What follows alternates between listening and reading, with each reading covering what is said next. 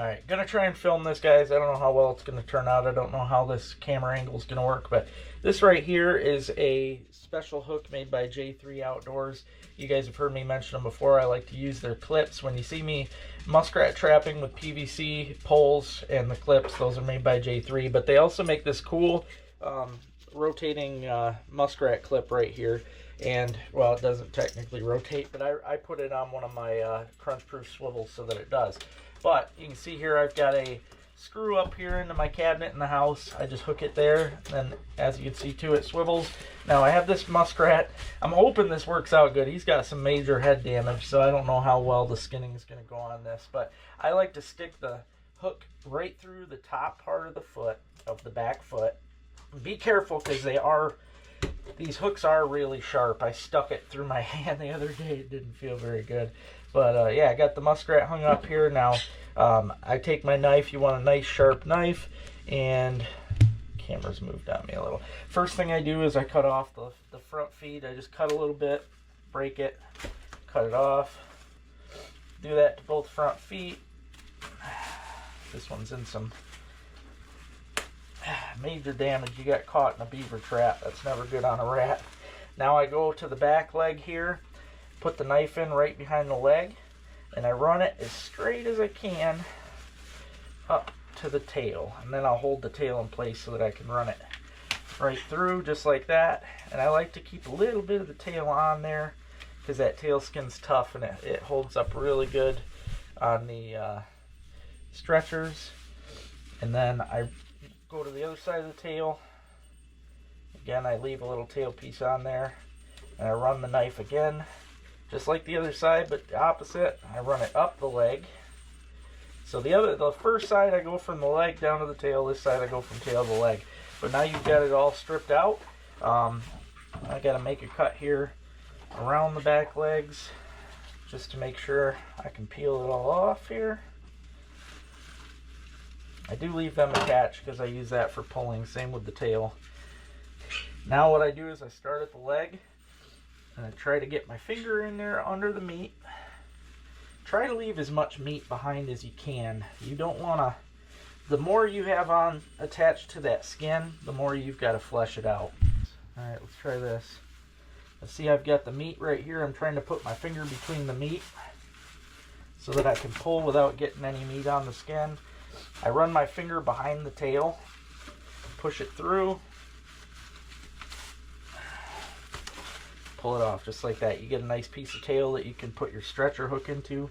Now I work my fingers up between the skin and the meat across the back, and then I start working my finger around the legs.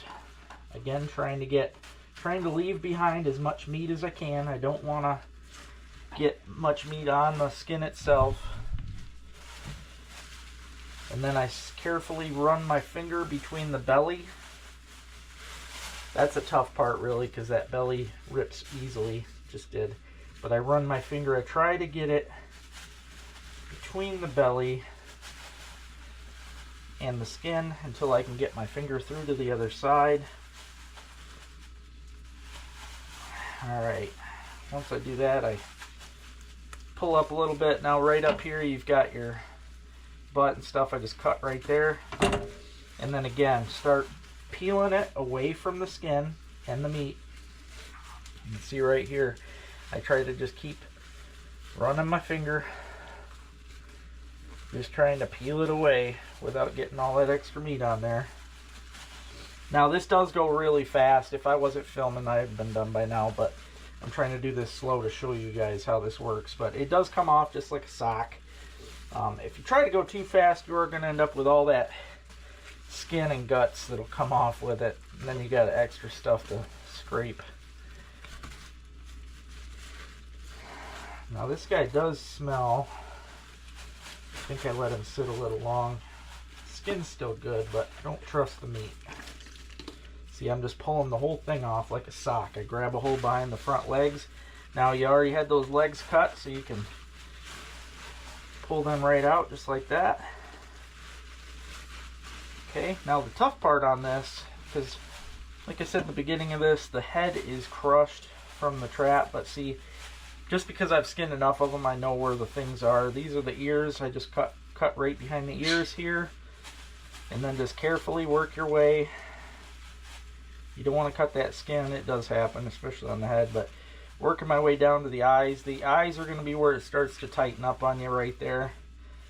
Same thing. Just try to make just the eye holes.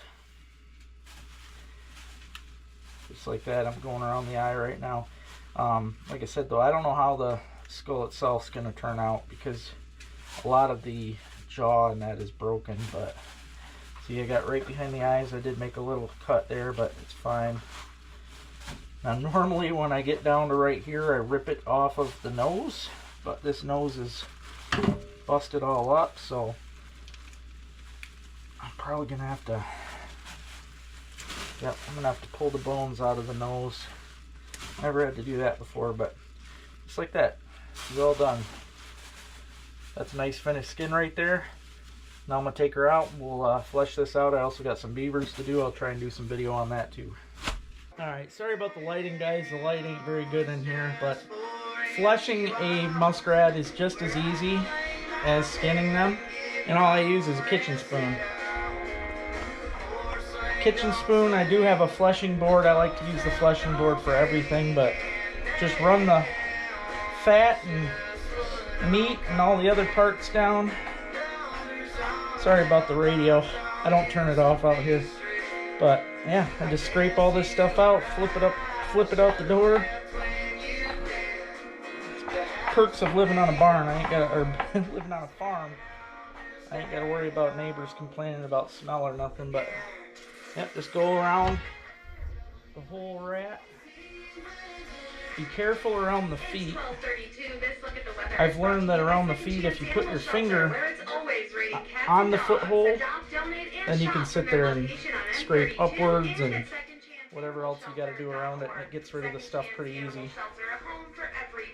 And then just go the rest of the way here. A lot of fat under the legs. Southeast winds are light. Overnight, more rain, steady temp in the mid-40s. Tomorrow, a rain and snow mix. We'll see temps in the mid-30s with some pretty strong southwest winds. Thanksgiving Day, looking at even more so of a winter mix. Yeah, you're just taking off all that goop, all that little excess meat and fat. And like I said, when you're skinning them, the more you take your time to make sure there ain't any meat left on the carcass, or on the skin itself, the less work you got to do in the long run. So it pays off. But yeah, just keep spinning it around. This will be our last spin and we'll be done already on this. They're very quick. Quick to skin, quick to flesh, quick to put up. That's why they'll always be one of my favorite animals to trap because of that. The work is so easy on these winter rats, though. They get that bunch of fat under their leg. It's good though, healthy.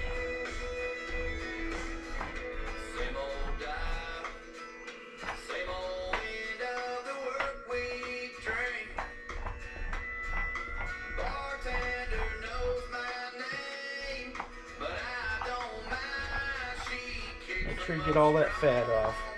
Take your time. Do it right so you got a good looking product. That way she sells. Alright. It's all done. I'll show you. We'll put her on the stretcher now. This is a muskrat stretcher, just a little metal one here. I like using these.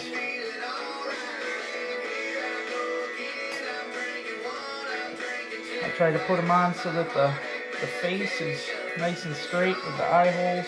This one, because the nose was literally busted up, it might not go on as nice as it should, but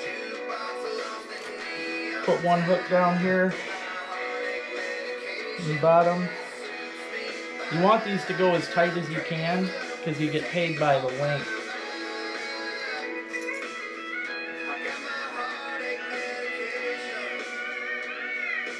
And this is a giant. I mean, this rat here is as big as they get. So even though dollar sucks, this year it'll probably be $2 tops, but it's a worthy one. That's a top dollar rat. Nice big one. Filled up the stretcher.